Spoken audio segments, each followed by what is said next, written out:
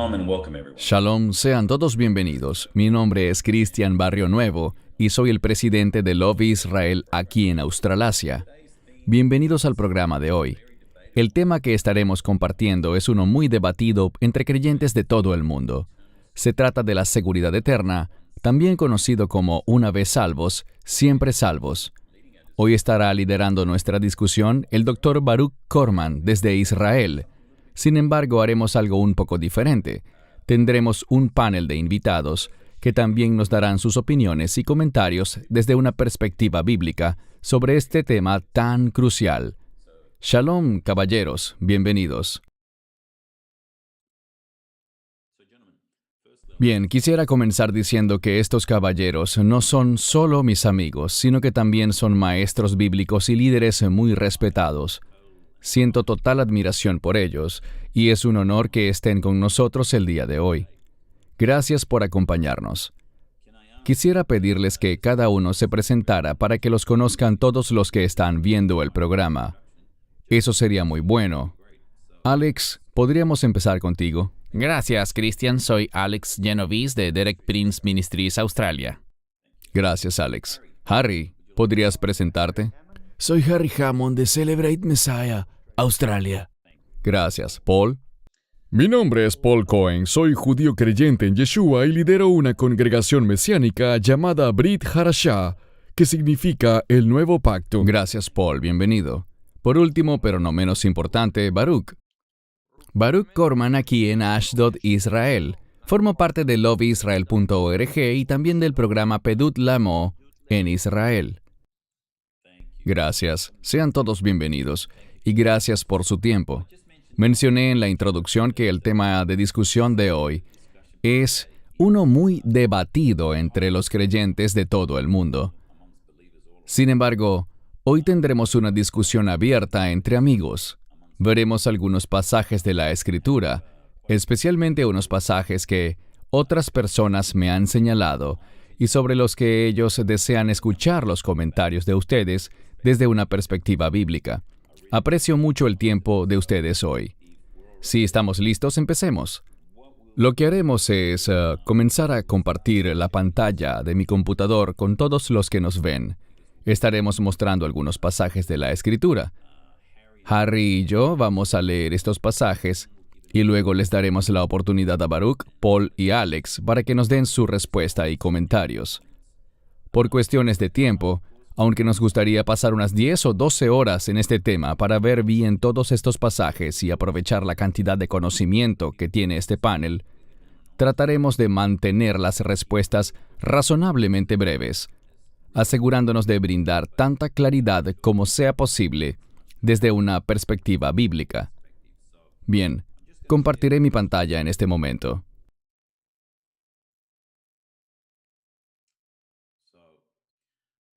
Bien. Empezaré con la lectura del primer pasaje y luego le cederé el turno a Baruch o a Paul para sus comentarios. El primer pasaje es Mateo 24:13. Pero aquel que persevere hasta el fin será salvo. Adelante, Paul o Baruch, para sus comentarios y opiniones. Bueno, empezaré yo porque creo que este es más sencillo que el siguiente. En este pasaje de la Escritura, Yeshua está incentivando a propósito al pueblo en medio de muchos individuos cuyo amor y compromiso se está enfriando. Y el problema que hay aquí, para muchas personas, es que dice el que persevere hasta el final. Espero que la gente no crea que nuestra salvación se basa en nuestro desempeño. Si vemos este versículo como algo que tiene que ver con la salvación, porque sabemos que dice, al final será salvo, quisiera que pusiéramos atención en esa última palabra, salvo. Si vemos cómo es empleada a lo largo de las Escrituras, puede significar sanado de una enfermedad, restaurado a una posición, y realmente es una palabra que implica victoria. Cuando veo eso, lo considero como una motivación, porque nuestro Señor nos está diciendo, perseveren hasta el final, perseveren porque la victoria les espera, porque el Mesías volverá y traerá la victoria. Y la victoria en este sentido es el establecimiento del reino de Dios, Esto no está diciendo que, a menos que se desempeñen bien hasta el mismísimo final, no estarán en el reino de Dios. Es un pasaje que dice, al final, la victoria llegará, el reino de Dios se establecerá. Gracias, Baruch. Harry, ¿podrías por favor leer el segundo pasaje de la Escritura?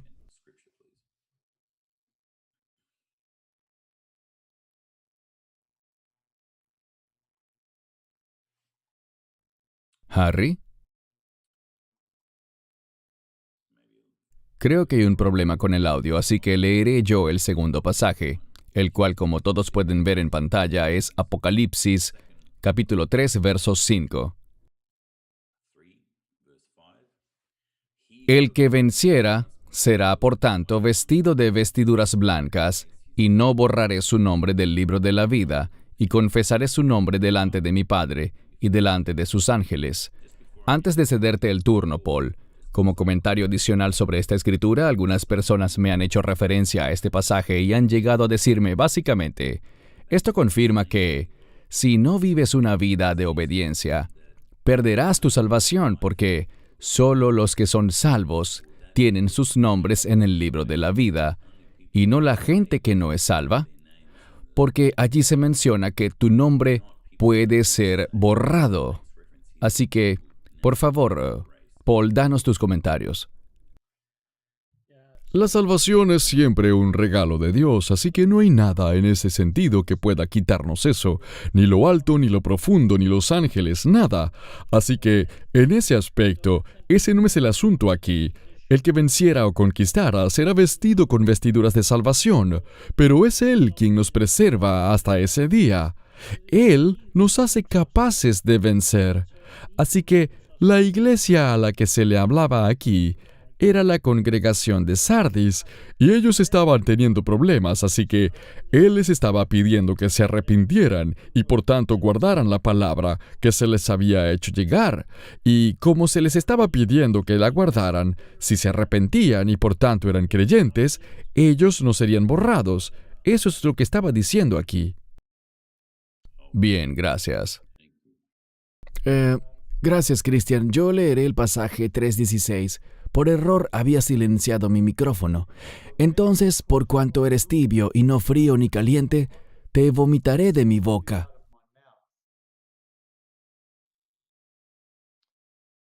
Creo que ese es para mí, sí. Este versículo está hablando de su disgusto con esa congregación, que creo que es la de Laodicea, porque no estaban comprometidos, y al igual que con el versículo anterior, nunca debemos pensar que porque allí diga, no borraré, eso significa que Él podría borrarlos. Del mismo modo, cuando vemos este pasaje, Él estaba desafiando a la gente a que no fuera indiferente. Cuando somos indiferentes, eso causa un disgusto. Cuando Él dice, los vomitaré de mi boca, es un modismo para indicar cuán desagradable es que la gente no sea comprometida, que se haga indiferente ante las cosas de Dios. Y de nuevo, yo no creo que un verdadero creyente sería indiferente ante las cosas de Dios.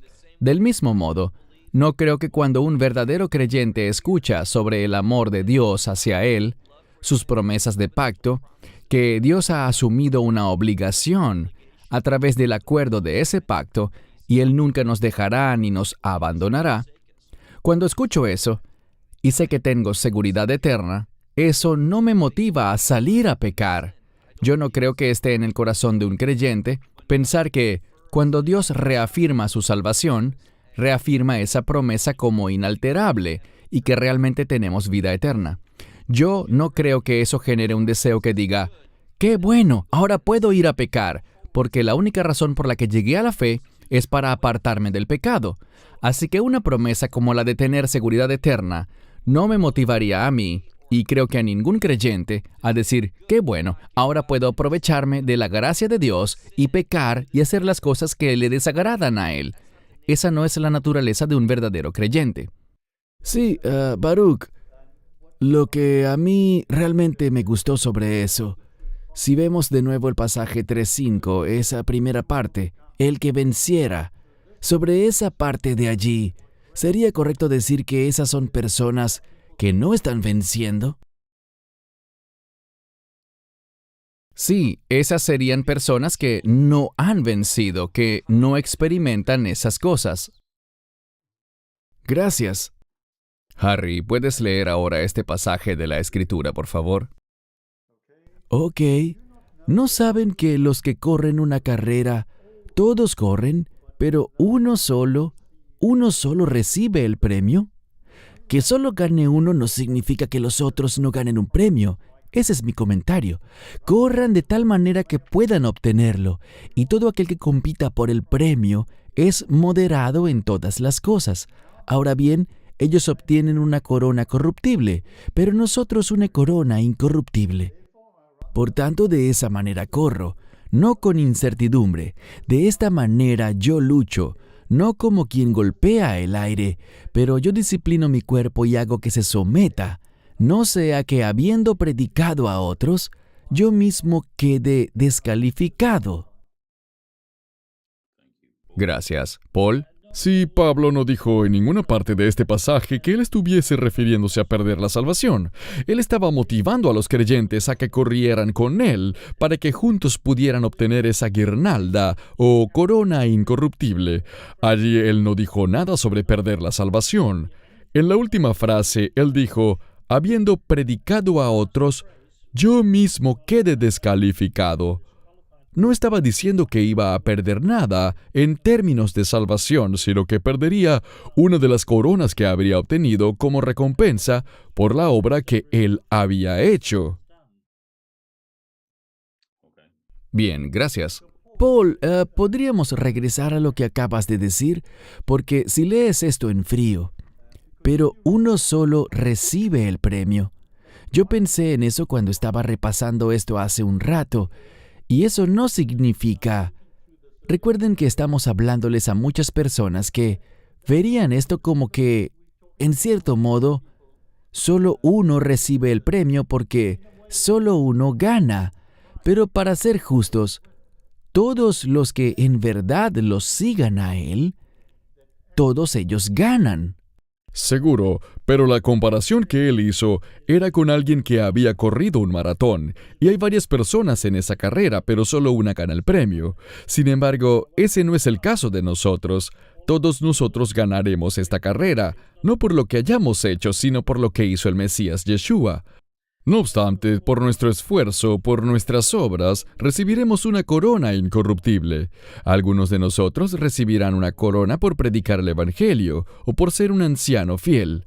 Se mencionan 5 tipos de coronas o guirnaldas en las Escrituras, y esta es una de ellas. Pero hay que separar esto, pues él estaba hablando de una carrera física para hacer una comparación. Una sola persona gana en esa carrera, pero aquí nosotros corremos. Y él dice, por tanto, yo golpeo mi cuerpo, yo corro la carrera, pero yo disciplino mi cuerpo, para que la gente lo tome a él de ejemplo. Quisiera añadir algo brevemente. El premio del que él estaba hablando también estaba usándose en ese pasaje. Él estaba hablando de su llamado, su ministerio, su apostolado. Y es importante siempre prestar atención a las palabras. Y al ver al final del pasaje donde dice, yo mismo quedé descalificado, y tenemos que saber qué es esa palabra descalificado. Y es interesante porque todos nosotros hablamos inglés y conocemos la palabra document o documentar. Y esta palabra de aquí en griego es de donde se deriva la palabra documentar. Tiene el prefijo a, que significa que él no documenta. Así que estaba diciendo, si no hago estas cosas, no voy a documentar el hecho de que he sido llamado a ser apóstol. No haré las cosas que un apóstol debe documentar para dar el ejemplo, para ser un siervo fiel. Por eso no veo que esto se relacione con la salvación en ninguna forma, sino con tener el privilegio de servirle a Dios en ese llamado del apostolado. Bien, gracias por añadir eso. Segunda de Pedro 2, del 20 al 21.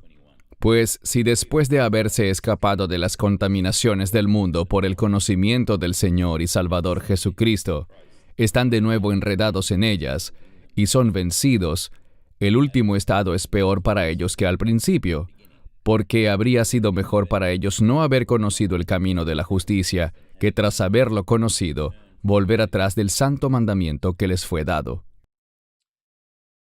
Aquí vemos que Pedro estaba dando un ejemplo hipotético de lo que la gente diría si alguien se comportara de esa manera. Creo que es importante seguir leyendo en este pasaje, al final de 2 de Pedro.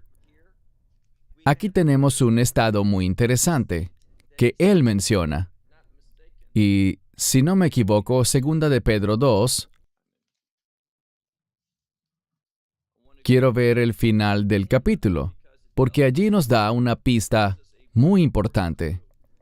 Así que si buscamos el capítulo 2 de 2 de Pedro, al final, el pasaje estaba hasta el versículo 21, pero si seguimos leyendo dice, «Pero esto les ha pasado a ellos conforme a un proverbio acertado. El perro se vuelve a su propio vómito, y la puerca lavada a revolcarse en el cieno». ¿Y saben por qué un perro vuelve a su propio vómito? Porque es un perro. ¿Y saben por qué una puerca tras ser lavada vuelve a revolcarse en el cieno? Porque es una puerca. Y esto se refiere a una situación en la que personas que son falsos maestros, que están utilizando la palabra de Dios, pero en realidad, si leen todo este pasaje, al principio del verso 18 habla sobre el engaño de los falsos maestros. Así que él estaba diciendo, para ellos, por el hecho de que tienen conocimiento de Cristo, conocimiento del Evangelio, pero están usándolo con el fin de conducir a la gente por un camino equivocado. Eso muestra que es peor para ellos saber ese poquito que saben, porque tendremos que rendir cuentas de lo que sabemos. Pero de nuevo, esto no está refiriéndose a la salvación, sino que se refiere a aquellos que están haciendo un mal uso de la palabra de Dios para fines malvados. Pero yo no considero que ellos hayan sido alguna vez verdaderos creyentes. Si vemos el contexto aquí, dice que ellos hablan palabras de vanidad. Verso 18 dice, prometen libertades, pero ellos mismos son esclavos de la corrupción. Esos individuos que enseñan mal la palabra de Dios para sus propios fines, tienen un propósito que es contrario a las cosas de Dios. Y él simplemente estaba diciendo aquí que habría sido mejor que ellos nunca hubieran sabido esas cosas, porque así no las habrían mal utilizado en el modo en el que lo hicieron. Tengo una pregunta al respecto, Baruch. Y esa es una muy buena observación. Luego tendremos una discusión más abierta después de leer todos estos pasajes. Pero es importante eso que acabas de mencionar. Creo que cuando vemos a los falsos maestros, y claro que no vamos a nombrar a ninguno, pero estoy consciente de que ha habido 1 o 2 personas aquí que estaban muy dedicados al Señor, y su obra eran, digamos, ellos eran legítimamente salvos y luego dieron un giro de 180 grados. Y esto tal vez aplique a ese caso porque están ministrando, pero son gente engañosa. Hablo desde una perspectiva práctica y sé que algunos que nos ven se harán esa pregunta. ¿Qué pasa con esas personas que legítimamente, porque entiendo que algunos de ellos nunca fueron salvos realmente, eso lo entiendo, pero ¿qué pasa con los que eran legítimamente salvos, le dieron su corazón a Cristo, trabajaron en su ministerio? Algo pasó en sus vidas y ahora se han vuelto a la dirección opuesta, completamente. ¿Qué pasará con ellos? Mi esperanza es que, si, como dices, ellos eran verdaderos creyentes y algo pasó que hizo que empezaran a comportarse de manera contraria a su fe, mi esperanza es que el cuerpo de creyentes los entregue a Satanás para la destrucción de su carne, pero que al final sean llevados al arrepentimiento, no porque ese acto de arrepentimiento al final los salve, sino, para mí es simplemente incompatible con las Escrituras que alguien que sea un verdadero creyente dé un giro de 180 grados y se convierta en un enemigo de la fe, en un enemigo de la cruz. Muchas veces, es decir, creo que podemos nombrar a algunos que son muy populares en la televisión. Ellos hablan, Ellos han vivido de eso, sacan muy buenas ganancias, sacan provecho económico de las escrituras. De hecho, hace poco nos topamos con un amigo nuestro que yo diría que era un creyente muy firme. Nos enteramos de que ahora vive de manera impía y niega haber creído eso alguna vez. No sé dónde está, no soy su juez, pero sé que cuando alguien llega a la fe, recibe la vida eterna. Y si esa vida eterna puede perderse o alterarse, entonces nunca nos dio esa vida eterna. Y no sé, creo que otra de las áreas que origina la confusión es que, ¿qué tanto pecado? Busco en las Escrituras y veo que la palabra de Dios habla de seguridad, de saber, y todos luchamos con el pecado. Así que, ¿qué tanto pecado se considera demasiado y hace que perdamos la salvación? ¿Qué tanto tiempo puede pasar a alguien en una posición difícil, quizás en un estado de descontrol? ¿Por cuánto tiempo? ¿Un mes? ¿2 meses? Hay mucha incertidumbre y confusión, y no veo incertidumbre ni confusión en las promesas de Dios. Bien, gracias por tu respuesta. Es una observación interesante. Permíteme un segundo, Cristian. Es una observación interesante porque muchas veces, al ver personajes significativos de la fe, solemos decir que ciertamente están caminando en la verdad. Pero si pensamos en personas como el rey David, él es un gran ejemplo de un hombre de fe, pero era un hombre violento, que codició la esposa de otro. Hubo un tiempo en el que averiguó quién era ella, luego se acostó con ella, trató de ocultarlo y mató a su esposo al final. ¿Él seguía siendo salvo?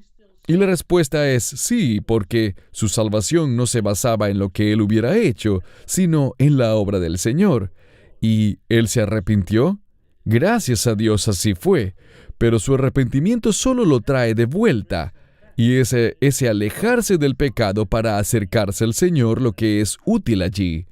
Pero eso no lo salva, es solo una consecuencia de su fe. Cierto, bueno. Cristian, quisiera agregar algo. Sí, claro. La palabra perder es un poco extraño usarla aquí. Yo no creo que puedas perderla, pero puedes alejarte, como en el ejemplo que dio Baruch de su amigo. Y todos sabemos de personas que se han alejado de la fe.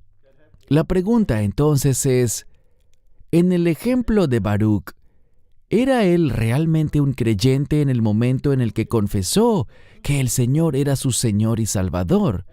Eso es difícil de comprobar si fue así o no, pero yo creo que... Yo no creo que puedas perderla, pero sí creo que muchas personas ciertamente se alejan. Sí, de acuerdo contigo en eso, y hablaremos de eso después. Es una buena observación. Harry, bien, vamos a ver el siguiente pasaje. Este pasaje es de 1 Timoteo 4, verso 1. Ahora bien, el Espíritu dice claramente que en los últimos días algunos se alejarán de la fe, prestando atención a espíritus engañosos y doctrinas de demonios. Al leer este pasaje específico de la Escritura, vemos que algunos se alejarán de la fe y serán engañados. Ahora bien, su salvación sigue estando asegurada por la obra del Mesías. Algunos de ellos no serán creyentes, y hay una afirmación similar en 1 de Juan, capítulo 2, verso 19, que dice, «Ellos se separaron de nosotros, pero no eran de nosotros. Como se salieron de la comunidad de creyentes, de la autoridad de los apóstoles, tal vez no pertenecían allí». Y lo mismo pasa aquí. Tal vez algunos de ellos serán creyentes y simplemente serán engañados y tristemente se apartarán. Pero siguen siendo salvos en base a lo que el Señor ha hecho. Su salvación nunca se basa en lo que hagan. Incluso si se alejan de la fe, su salvación está asegurada, pero sus recompensas se perderán. ¿Puedo hacer una pregunta, Paul, sobre eso? Y de nuevo, estoy mirando también varias notas y preguntas de personas que me pidieron plantearlas. Si vemos a un creyente que, insisto, ama al Señor, pero cuando leemos esta escritura, que se alejarán de la fe. Algunos se volverán y dirán, bueno, si ese es el caso, si yo me alejo de la fe, sé que igual seré salvo, así que viviré en el mundo como yo quiera. ¿Qué responderías a eso? Perdón, antes de que respondas, sé sobre las recompensas que nos esperan en el cielo, y algunos dirán, créanlo o no, yo estaría feliz con solo entrar al cielo. Así que, ¿qué me detiene de vivir en el mundo sabiendo que yo soy salvo, siempre que pueda entrar al cielo? ¿Cuál sería tu respuesta a ello? Si eligen vivir en el mundo, habría que preguntarse si alguna vez fueron salvos realmente, porque si eligen vivir en el mundo, puede que no sean salvos. Ese es un problema real, y creo que percibo que solo quieren ser salvos. Si solo quieres ir al cielo porque Dios vive allí y todo es maravilloso, ¿eres salvo realmente? Porque si eres salvo, querrás caminar el camino del Señor, y hay una respuesta que emerge dentro de nosotros. Hay un arrepentimiento santo, más que un arrepentimiento terrenal en nosotros, y ese arrepentimiento santo conduce al gozo que encontramos en Él. Y al llegar a ese punto, ya no quieres andar en los caminos del mundo, sino que quieres andar en el camino del Señor. Yo no veo que eso sea posible, pero aun si fuera así, hay una disciplina divina que viene. Y como dijo Baruch hace un rato, hay una exclusión del cuerpo del Mesías y debe ser sacado de la iglesia. Sé que muchas iglesias no hacen eso actualmente, pero deberían hacerlo. Y esto significa que hay un castigo terrenal, pero también viene un castigo eterno, y es esa pérdida de las recompensas, si eran salvos, si nunca lo fueron, y solo querían ir al cielo porque todo está bien allá y allá no hay problemas. Bueno, quizás no son salvos y hay que predicarles el evangelio a ellos. Ok, muy bien. Cristian, quisiera agregar algo. Cuando veo ese versículo, creo que algo importante para mí es entender, sobre todo en el entorno en el que nos hallamos hoy, que a veces algunas personas se alejarán. Y me doy cuenta de que es por tanta desinformación. En las redes sociales nos llegan enormes cantidades de información, pero al reflexionar sobre eso, miro la historia, bien sea el antisemitismo o la pedofilia en las iglesias. Esto ha venido pasando desde hace mucho tiempo. Y creo que las personas miran los tiempos actuales porque ahora están mucho más informados. No necesariamente mejor informados, pero están informados y suelen decir, miren, estos son los tiempos finales por todo lo que está pasando. Mi pregunta para Paul y también para Baruch es que si miro la historia, ¿han pasado cosas tan malas como las que vemos ahora? Se pondrá peor, desafortunadamente. No creo que vaya a mejorar. Cuando vemos Apocalipsis en forma progresiva, el cual creo que se trata de un libro escrito cronológicamente, vemos que las cosas se pondrán mucho peor. La mayoría de los profetas del Antiguo Testamento profetizaron sobre el día del Señor y el período de tribulación, y las cosas no van a mejorar. Sí, y además de eso, bueno, estoy de acuerdo con Harry hasta cierto punto. Creo que algunas cosas, aun cuando siempre ha existido el pecado y siempre ha habido cosas como estas en el mundo, en cierto sentido creo que, y dejando de lado los medios, las cosas sí están empeorando, es decir, la moral y los valores familiares. Al recordar cómo era la televisión hace 30 años, la mayoría de las malas palabras las quitaban en edición, no estaban permitidas. Ahora todo es posible y pueden hacer lo que quieran. En ciertas áreas concuerdo contigo en que el pecado siempre ha estado, pero en otras hay una decadencia que va de mal en peor. Sí, en general, estoy de acuerdo. Lo que digo es que si recuerdas lo que fue la Inquisición española, o si recuerdas la época de Hitler y lo que pasó allí, mira cómo la iglesia estaba calmada. La gente simplemente aceptó todo eso. Ahora, desafortunadamente tienes toda la razón. Hoy está pasando lo mismo. Correcto, bien, gracias. Pasemos al siguiente pasaje de Colosenses. Y Alex, ¿puedes verlo? Sí, muy bien.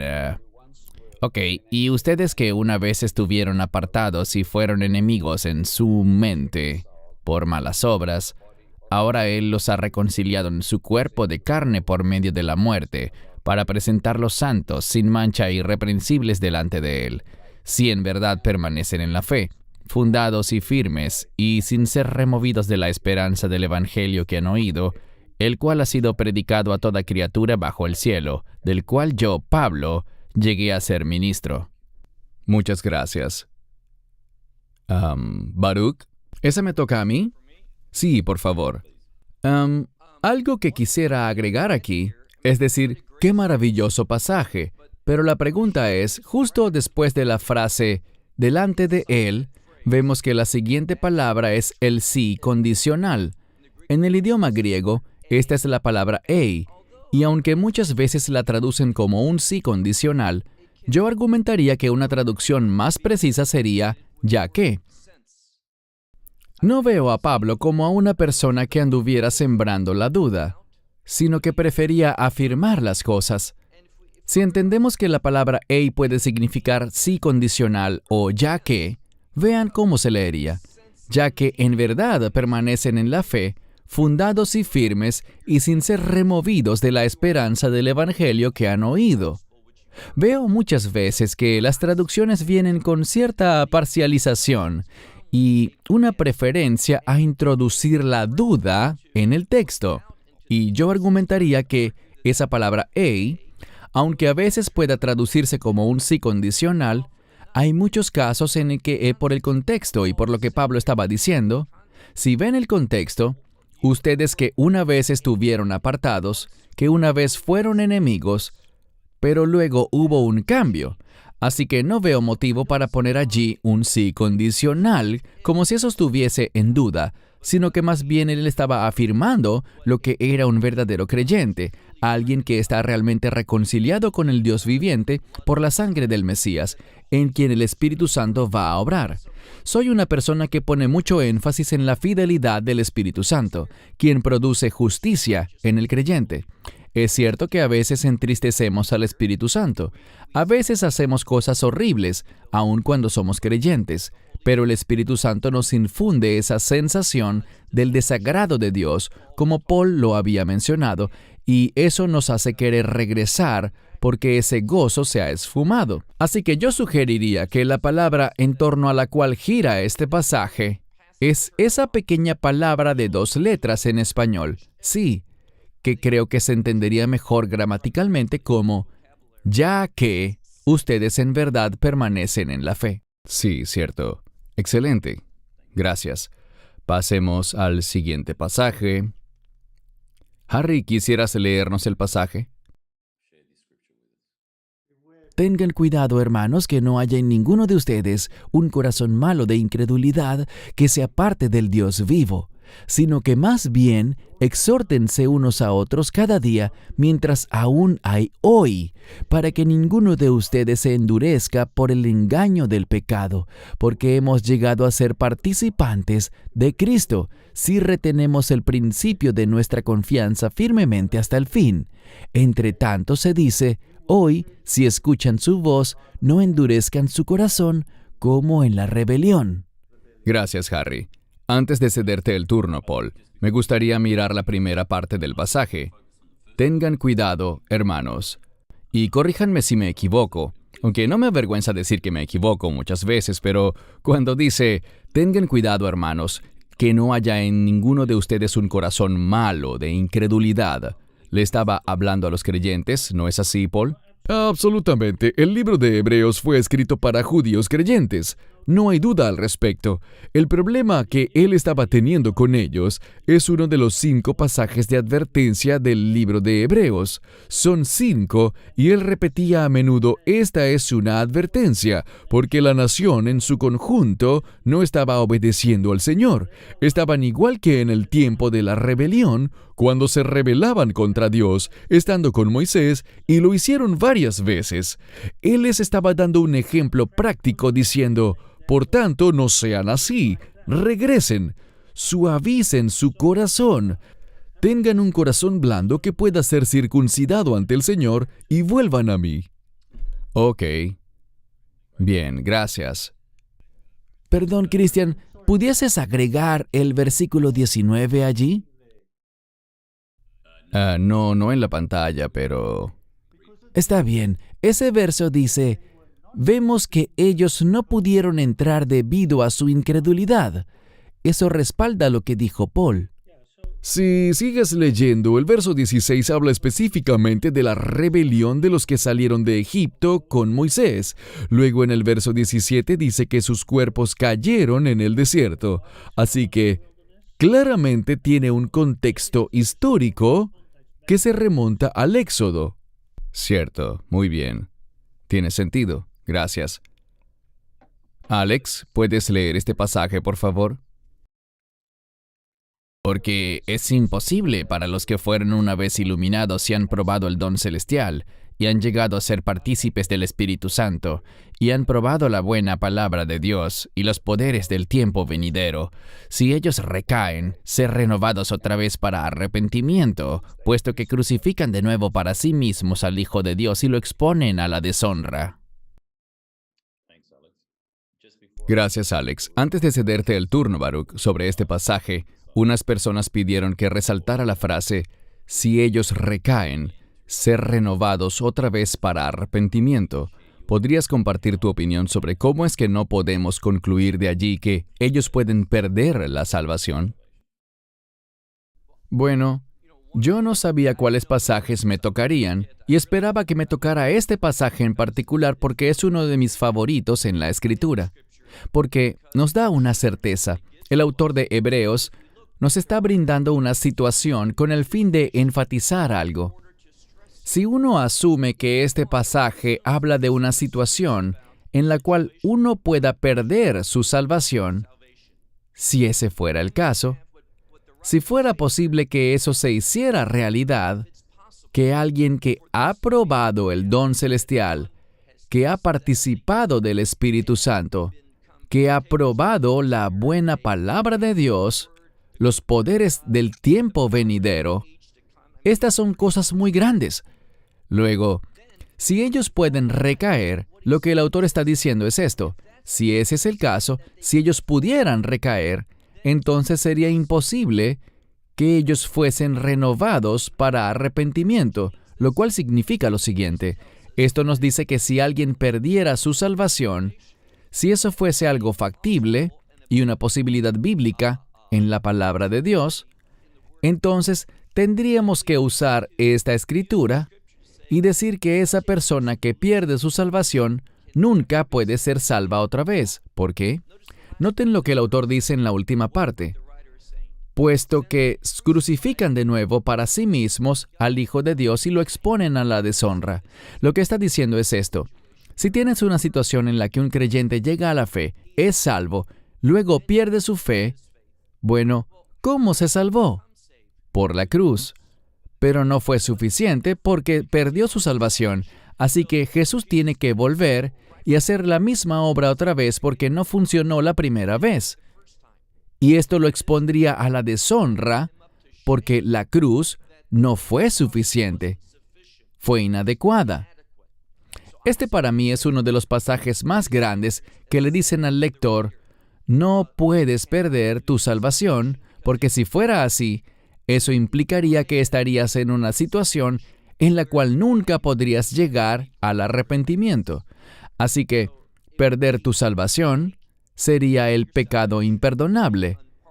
Y no vemos ninguna referencia sobre eso en las Escrituras, ninguna situación en la cual puedes perder tu salvación, en que te conviertas en apóstata, en que te conviertas en reprobado, en que no puedas volver del pecado.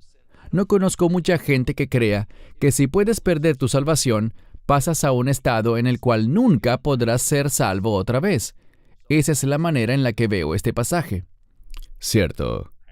Gracias. Harry, Alex o Paul, ¿algún comentario? Solo un comentario. Le pediré a Baruch que me dé su opinión sobre esto. Cuando leí este pasaje y miré los comentarios, daban un ejemplo. Yo lo apoyo, pero decía que todas esas personas que escucharon el mensaje del Evangelio y tuvieron todos esos beneficios, pero es un ejemplo de la semilla que, en lugar de caer en buena tierra, cayó en terreno rocoso, y como cayó en terreno rocoso, ellos no fueron capaces de continuar con lo que habían escuchado. Así que, ¿qué opinarías sobre eso, Baruch? En la parábola del sembrador están esos que aparentemente lo reciben, pero los afanes del mundo, las cosas del mundo inmediatamente lo ahogan y no hay suelo para que crezca. Así que creo que es un muy buen comentario, Alex, que la Escritura sí muestra que cuando se plantan las semillas, empieza a funcionar, pero no llega realmente a materializarse. Y vemos eso en la gente que lo acepta con alegría, pero como en ese ejemplo, una vez que empiezan a tener tribulaciones, dicen, un momento, yo nunca acepté tener sufrimiento por causa de mi fe. Si tengo que sufrir por mi fe, no quiero tener nada que ver con eso. Ese no es un verdadero creyente. Debemos darnos cuenta de que la Escritura dice, por ejemplo, en Hechos 14:22, que es necesario pasar por mucha tribulación para entrar al reino de Dios. Lo odiaron a Él, nos odiarán a nosotros. Lo persiguieron a Él, nos perseguirán a nosotros.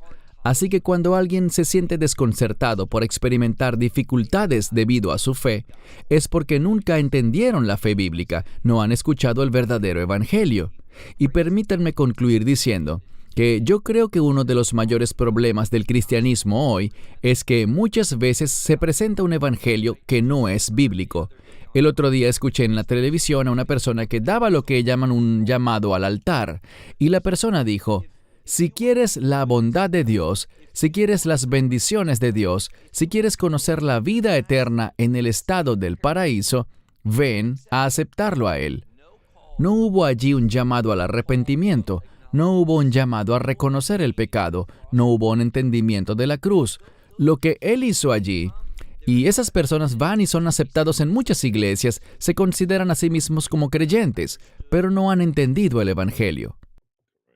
Sí, gracias, Baruch. Eso estuvo muy bueno. Quisiera agregar que lo que dijiste me recordó el pasaje de Mateo 24. Y en Mateo 10:22, Él dice claramente, serán aborrecidos por causa de mi nombre. Esas eran las personas, Alex, que tenían abrojos cuando se hizo la siembra, porque no estaban preparados para confesar su nombre. Gracias. Seguimos contigo, Harry. Léenos por favor este pasaje de Hebreos 10, 26 al 27. Porque si pecamos voluntariamente, después de haber recibido el conocimiento de la verdad, ya no queda más sacrificio por los pecados, sino una cierta expectativa horrenda de juicio y de indignación ardiente que habrá de devorar a los adversarios. Paul, danos tus comentarios, por favor. El pasaje realmente empieza un poco antes, en el verso 19. Por tanto, hermanos, siendo que tenemos confianza para entrar al lugar santísimo por la sangre del Mesías Yeshua. Allí indica claramente que existe esa confianza, que hay esa apertura en ese sentido. Y él estaba diciendo, les advierto que no pequen. Y esa es la segunda parte que vemos aquí. Cuando te alejas del Señor, y él allí estaba hablándole a un grupo de creyentes en Israel, que estaban a punto de alejarse de la fe, creyendo que podían ser salvos otra vez. Y Él les está diciendo, eso no es posible. Lo que harán es perder sus recompensas y también perderán su vida física. La salvación en el Tenaj, en el Antiguo Testamento, suele referirse a la vida física, la salvación de la vida física. Él estaba diciendo, van a perder ese aspecto, porque los romanos van a venir. Era casi el año 70 después de Cristo, y Jerusalén iba a ser destruida. No pueden alejarse en este momento. Perseveren para llegar a la madurez en la fe. Bien, gracias. Alex, ¿podrías leer el siguiente pasaje, segunda de Pedro 3:17, por favor?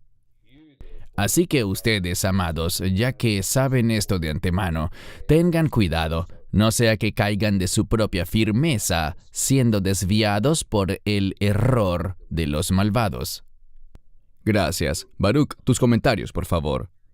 De nuevo, puedo decir que en mi propia vida hay momentos en que no he estado caminando fielmente con Dios, no he estado firme, y al no estar firme, y esto es cierto para todos los creyentes, cuando no estamos comprometidos, eso abre la puerta para que el enemigo tenga de dónde sujetarse y lleve a cabo sus propósitos en nuestra vida para que sigamos caminando errados, para que cometamos los mismos errores que cometen los perversos. Insisto, si vemos el contexto, aquí se está hablando de un peligro que afrontan todos los creyentes, y es falta de firmeza, la posibilidad de caminar en el engaño, de elegir las cosas equivocadas y no estar comprometidos como deberíamos. Cuando eso pasa, veremos que el enemigo empieza a ejercer su voluntad en nuestra vida, en vez de que se haga la voluntad de Dios. Es simplemente un llamado de advertencia. Muchos de estos pasajes y otros tantos que se usan con respecto a este tema, yo los veo como advertencias para que nos tomemos en serio nuestra fe y no dejemos que un hijo de Dios, que un creyente, sea manipulado por el enemigo. En relación con lo que dijo Harry y otros, hoy en día veo algo que está sucediendo mucho. Estamos viendo que ciertamente en estos tiempos hay creyentes que no estudian la palabra de Dios. Desafortunadamente, en muchas congregaciones es bastante raro ver que se haga un estudio serio de la palabra de Dios. Y cuando se presenta una realidad así, no se producirán buenas obras, sino cosas que son desagradables a Dios. Y Pedro está advirtiendo aquí sobre cómo los creyentes pueden caerse de su firmeza, pero no veo que caerse de su firmeza sea equivalente a ya no ser salvo. Creo que es un poco descabellado sacar esa conclusión de este pasaje, sobre todo al ver lo que dijo anteriormente y lo que dijo después.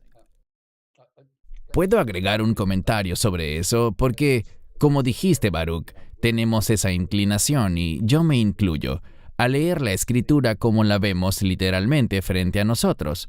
La pregunta que quiero hacerte, y sabemos que él le estaba hablando a los cristianos, ya que dice amados, y los estaba motivando a mantenerse firmes. Pero, ¿qué pasa si no están firmes? Son cristianos. Él dijo que serían desviados por el error de los malvados. Si ellos siguieran ese camino, ¿dirías tú que entonces ellos obviamente no eran salvos? Bueno, fíjate cómo continúa ese pasaje. Él dice, no es así como debería ser un creyente.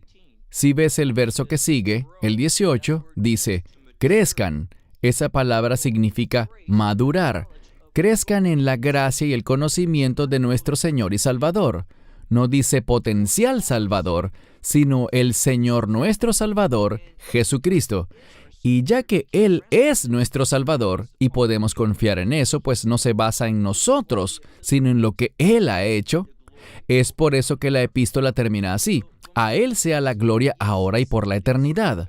Cuando vemos esto, efectivamente Él dijo, sigan firmes, no se aparten, sino sean como un verdadero creyente, crezcan en la gracia y el conocimiento de nuestro Señor. Considero que es importante que las iglesias entiendan que la verdadera gracia produce un deseo de llevar a cabo el propósito y la voluntad de Dios. Cuando alguien dice, ¿sabes qué? Si tengo seguridad eterna, puedo salir a pecar y vivir como alguien que no es creyente. Ya había dicho esto antes, pero para mí es algo tan fundamental. No veo cómo es que un verdadero creyente que se ha vuelto hacia Cristo para alejarse del pecado, diga eso. Yo no quiero vivir en pecado. Esa es mi motivación.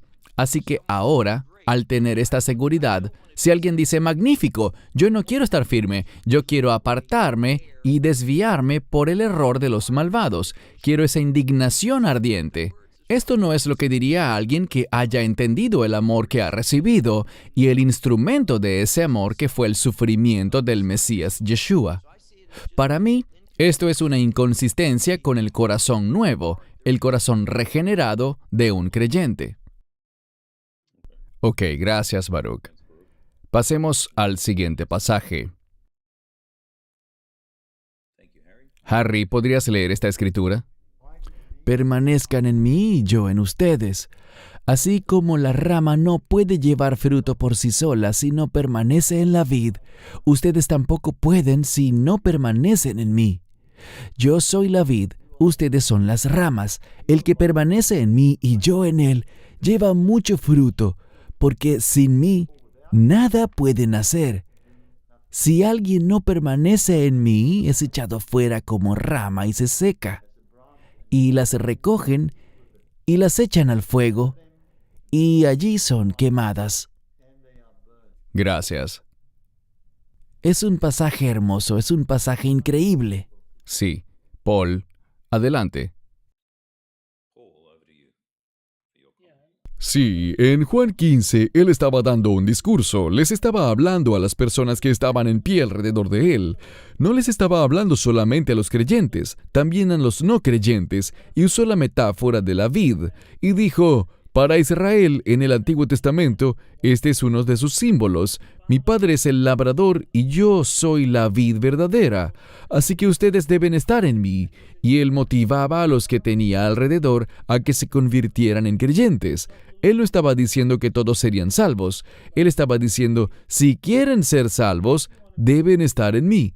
Y ese es realmente el contexto del pasaje. Se trata de estar en la vid, estar en Yeshua.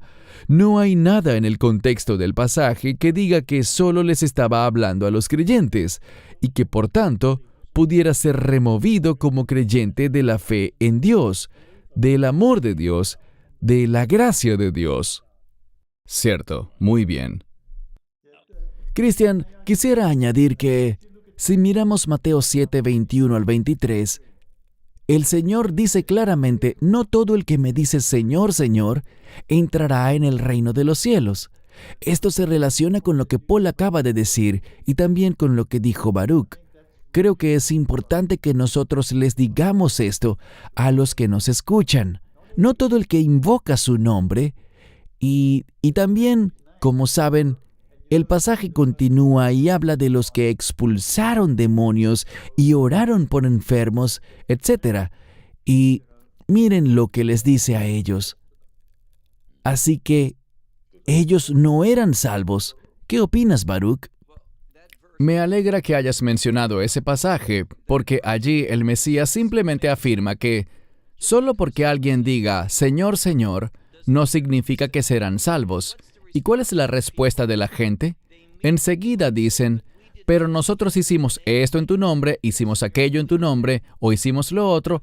Este pasaje nos dice que cuando alguien cree que lo que vale es lo que ellos han hecho para entrar al reino de Dios, ¿qué les dice el Mesías? Él dice, nunca los conocí. Lo importante aquí es que esta palabra en griego, oida, siempre está en tiempo perfecto, lo que significa, no los conocí antes, no los conozco ahora, y no los conoceré en el futuro. Así que cuando estas personas preguntaban sobre la salvación, inmediatamente acudieron a sus obras como manera de justificarse a sí mismos, en vez de ver que si el Mesías me dice, Baruch, no todos los que digan Señor, Señor, entrarán al reino de los cielos. Yo diría, sí, solo aquellos que aceptaron tu sacrificio, que reconocieron tu muerte en la cruz, el derramamiento de tu sangre, lo que has hecho por ellos, solo aquellos que confíen en ti. Creo que cuando esa persona dice eso, él no dirá, aléjense de mí, hacedores de maldad, nunca los conocí. Creo que esa es la clave. ¿En qué estamos confiando? ¿En nuestras obras hechas en su nombre como nuestro medio de salvación? Espero que no. Espero que entendamos que solo depende de lo que Él hizo en la cruz por nosotros y que eso es un regalo. Muy bien. Gracias, Baruch. Alex, te pediré que leas el último pasaje antes de que entremos más en la discusión de manera más abierta. Alex, lee por favor el pasaje para todos nosotros. Bien dicho. Por su incredulidad fueron desgajadas, y tú estás firme por tu fe. No te ensoberbezcas, sino teme, porque si no perdonó a las ramas naturales, Dios tampoco contigo lo hará. Por tanto, considera la bondad y la severidad de Dios. Para con los que cayeron, la severidad, pero para contigo la bondad. Si permaneces en su bondad, de otro modo tú también serás cortado, y ellos también, si no siguen en incredulidad, serán injertados, porque Dios es poderoso para injertarlos de nuevo. Gracias.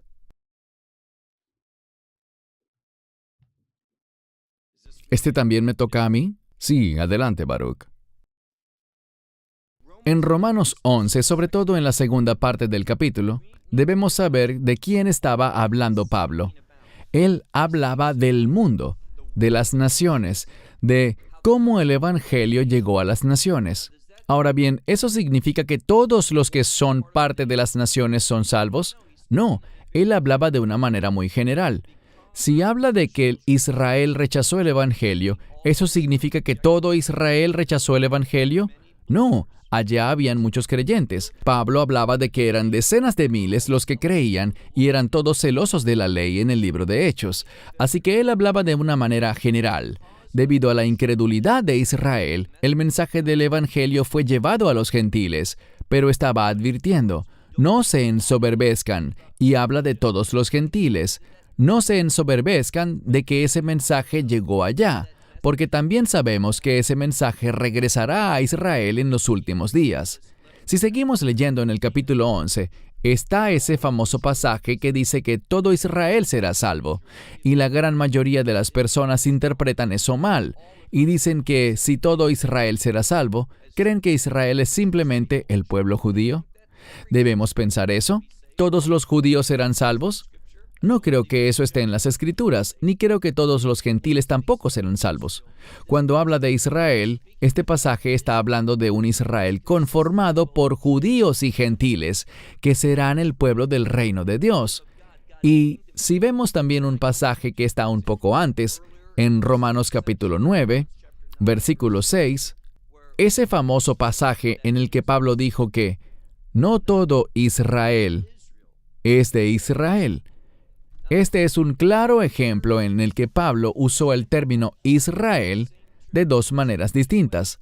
Cuando dijo Israel la primera vez, no todo Israel, eso significa no todos los judíos pertenecen a Israel. ¿Y qué significa Israel cuando lo dijo por segunda vez? El pueblo del reino.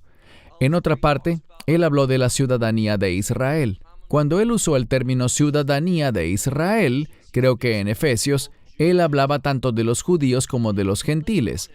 Y más adelante en Romanos 11:26, cuando dice, todo Israel será salvo, hablaba de que iba a haber, como lo vemos actualmente, un gran número de gentiles que llegan a la fe.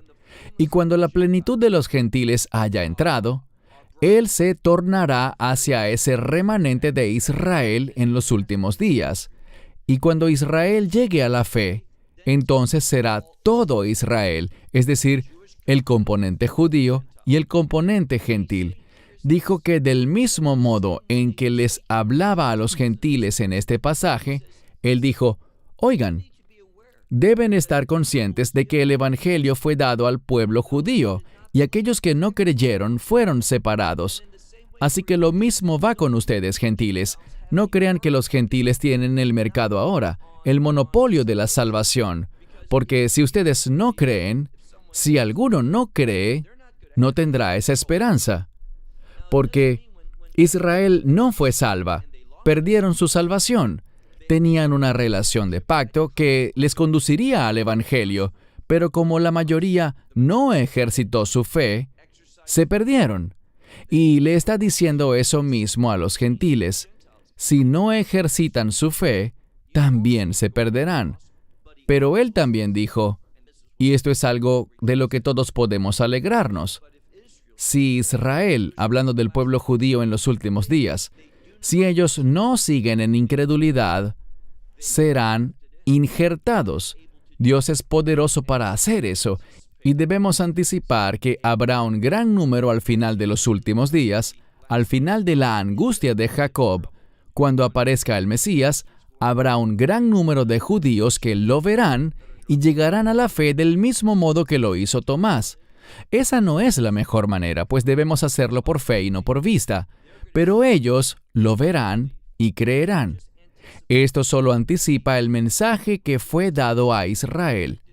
Luego fue rechazado y fue dado a los gentiles, pero en los últimos días volverá a Israel. Excelente, gracias. Ahora voy a abrir la discusión para que tengamos un poco más de diálogo.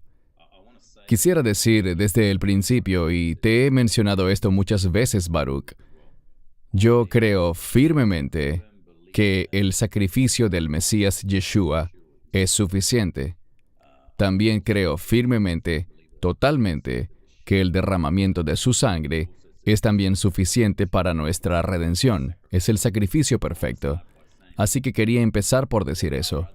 Hay otros asuntos, preguntas y escenarios que la gente me pidió que trajera ante este panel para que los discutiéramos, y quisiera comenzar con un par de asuntos.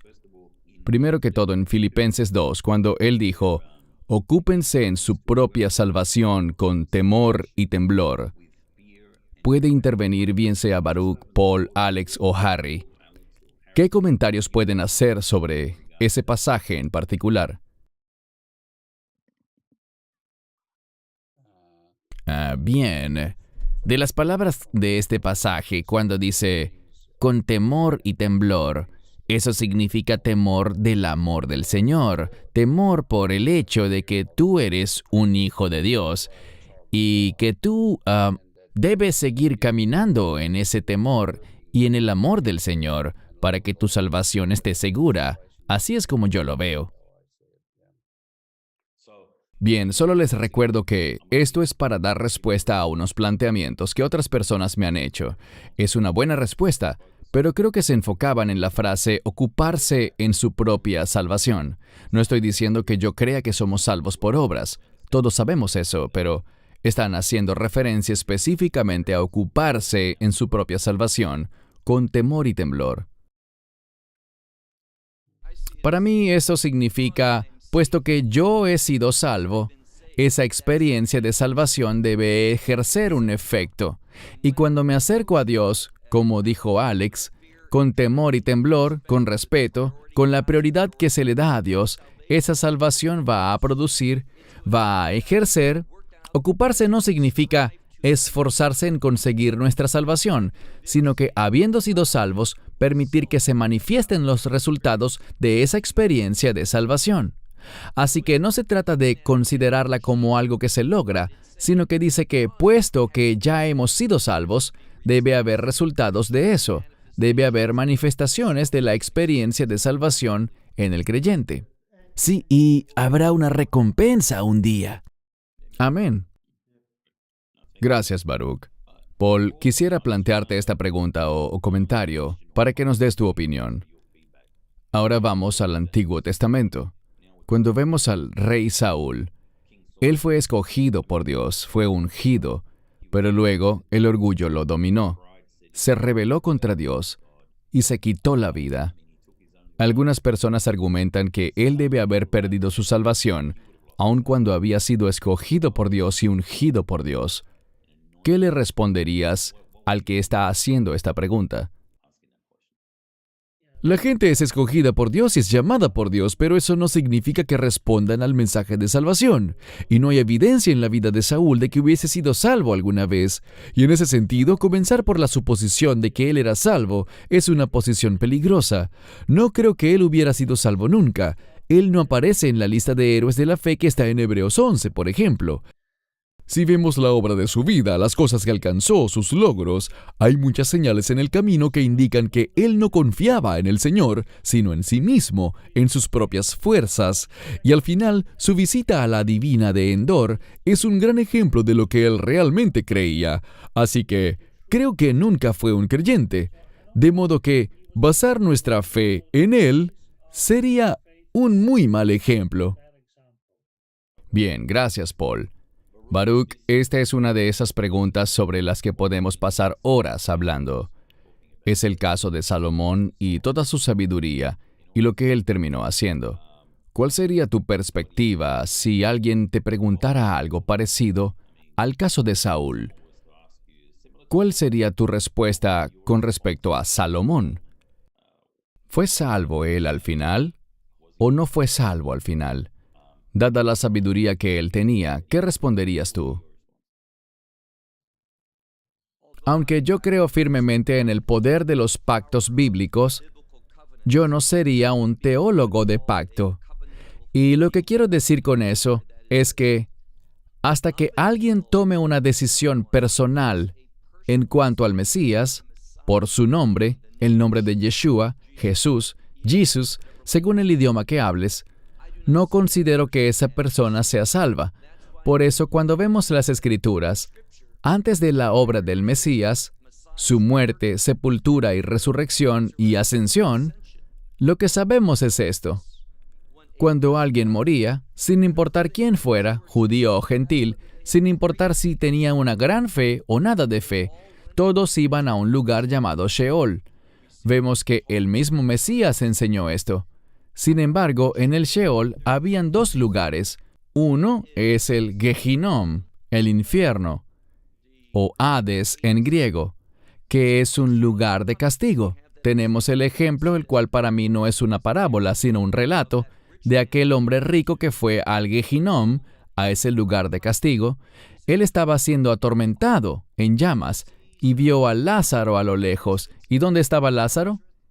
En el seno de Abraham. Ese segundo lugar, llamado Hek Abraham en hebreo, era donde iba la gente que tuvo la misma fe que Abraham. ¿Y qué significa eso? Que ellos creían en el pacto abrahámico. El pacto abrahámico hablaba de la simiente, y Pablo nos dijo en Gálatas 3:16 que esa simiente es el Mesías. Así que cuando el Mesías murió, dice la Escritura en Efesios, por ejemplo, que Él descendió a las partes más bajas de la tierra, al Sheol, y habló con los que estaban siendo atormentados en el Gehinom. ¿Por qué estaban allí? Porque no habían tenido fe en el plan de redención de Dios, que Él iba a enviar a un Redentor. Los que estaban en el seno de Abraham estaban allí porque sí creyeron que Dios enviaría a un Redentor, como lo leemos en el libro de Job. Sé que mi Redentor vive. Así que el Mesías fue allá y se proclamó a sí mismo ante ellos. Los teólogos dicen, ¿por qué era necesario que él hiciera eso? La razón es que ellos también debían tomar una decisión personal. Así que, en respuesta a tu pregunta, sí, el rey Shlomo, Salomón, cometió errores graves, vivió a veces una vida inmoral, pero yo creo que él creía en el Redentor de Israel. Él habría estado en el Hek Abraham, el seno de Abraham, y cuando el Mesías se reveló ante ellos en ese tiempo, yo creo que él le debe haber dicho que sí. Los que están en el Gehinom están perdidos por siempre. No hay esperanza para ellos. Los que estaban en el seno de Abraham deben haber respondido. Hoy sabemos por lo que dice la Escritura en Isaías que el Sheol se ha expandido. Ya no existe el Hek Abraham. Cuando alguien muere en la actualidad, si habían aceptado el Evangelio, irán como lo dijo el Mesías, donde yo estoy, ustedes también estarán por siempre. Bien, gracias. Antes de abrir la discusión y escuchar los comentarios finales de todos, hay otros dos ejemplos que me han llegado y que quisiera compartir para que los comenten también. Una vez más, este tema por sí solo puede llevar horas discutirlo. Se nos ha dicho que cuando alguien blasfema en contra del Espíritu Santo, ese es el pecado imperdonable. Tengo un escenario. Alguien que es salvo, incluso con algún ministerio, y pasan cosas en su vida, se apartan del Señor, e incluso terminan blasfemando contra el Espíritu Santo. ¿Qué le responden al que hace esa pregunta? Y puede intervenir cualquiera. El contexto de lo que estás planteando está en Mateo capítulo 12. Fue cuando el Mesías se presentó a sí mismo como el Mesías nacional y dijo que los milagros que él hacía eran por medio del Espíritu Santo. Y debido al rechazo nacional de Yeshua, basándose en la idea de que él hacía los milagros por Beelzebú, ese es el contexto de blasfemia contra el Espíritu Santo. Vemos que eso es un pecado nacional, no un pecado individual. Y solo pudo ser en el momento en el que el Mesías se presentó a sí mismo. Así que no es un pecado que pueda ser cometido por nosotros o por otra nación. Podemos hablar cosas horribles del Espíritu Santo, o del Hijo, o del Padre. Eso es muy cierto. Pero ese pecado en particular, en el contexto de Mateo capítulo 12, es un pecado nacional, no es individual, y solo se pudo cometer en ese tiempo cuando Él se presentó a sí mismo. Gracias, Paul. Veo que queda poco tiempo, así que quisiera abrir la discusión antes de darles una información sobre Love Israel y los otros ministerios, más una nota adicional. Y les agradezco a todos por sus comentarios y su participación. Espero que todos los que estén viendo esto hayan sido bendecidos. Siempre motivo a la gente a que se enfoque en la palabra. Si no se basa en la Escritura, yo cuestionaría el mensaje, lo que sea que oigan, lo que sea que les digan. Y también a enfocarse en la oración, a pasar tiempo en oración, buscando la guía del Espíritu Santo. Él ciertamente puede revelarnos cosas a todos. Así que les agradezco a todos los presentes. Hay un tema que quisiera tocar como nota adicional. Vemos que aunque en ciertas partes del mundo se están quitando algunas restricciones, tristemente los creyentes no están congregándose. Están renunciando a estar en comunidad. Y creo que es muy importante para los creyentes que sigan compartiendo en comunidad y asistan a la iglesia. Escuchen la palabra. Quisiera darles la palabra a cada uno de ustedes para que nos den su opinión y comentarios y un mensaje que quieran darles a las personas que ven este programa acerca de la importancia de la comunidad en la congregación. Paul, empezaré contigo. Sí, si bien nuestra salvación es individual, ese vivir en fe, en temor y temblor es comunitario y significa que la gente puede hablarle a mi vida. Si vivo de una forma aislada, nadie puede hablarle a mi vida. Necesitamos estar en comunidad para que podamos ser corregidos, aprender y crecer juntos como un cuerpo. Nunca hemos sido tachados de creyentes individualistas, ni deberíamos ser como los padres del desierto y sentarnos en un poste. Somos llamados a ser una comunidad, a ser una familia. No podemos hacer eso en forma individual, así que debemos volver a congregarnos. Hubo un tiempo en el que no se podía por el COVID, pero en Australia damos gracias a Dios porque ya casi va a terminar. En Israel hay una nueva cuarentena, pero cuando puedas volver, hazlo. Y mientras tanto, mantente en contacto con otros creyentes por Zoom, por Skype, por teléfono, incluso por correo. Mantengan el contacto. Cierto, gracias, bien dicho. Y miren, todos hemos acordado y dicho esto en el pasado. La buena higiene debe hacerse en todo momento, no solo por el coronavirus. Debemos tener sentido común también. Si alguien tiene gripe, pues debe evitar el contacto, quedarse en casa. Pero preferiría que la gente fuera para que oraran por ellos. Pero eso es tema de otra discusión. Quiero agradecerles a todos ustedes por acompañarnos hoy. Daremos información sobre los ministerios aquí presentes al final del programa.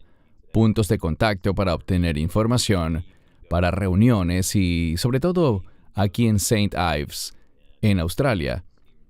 Y, por supuesto, también daremos más información sobre loveisrael.org, que es amarasaisrael.org en español, y Derek Prince Ministries.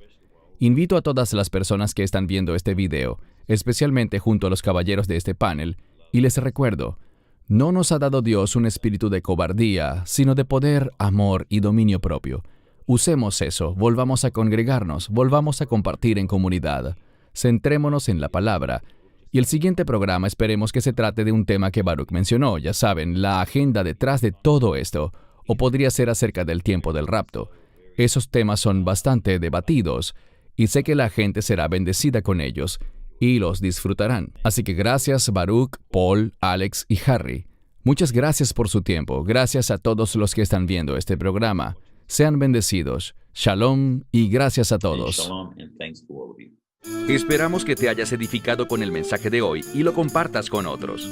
Te invitamos a seguir nuestros estudios cada semana por este canal y por el portal de YouTube de Amarás a Israel.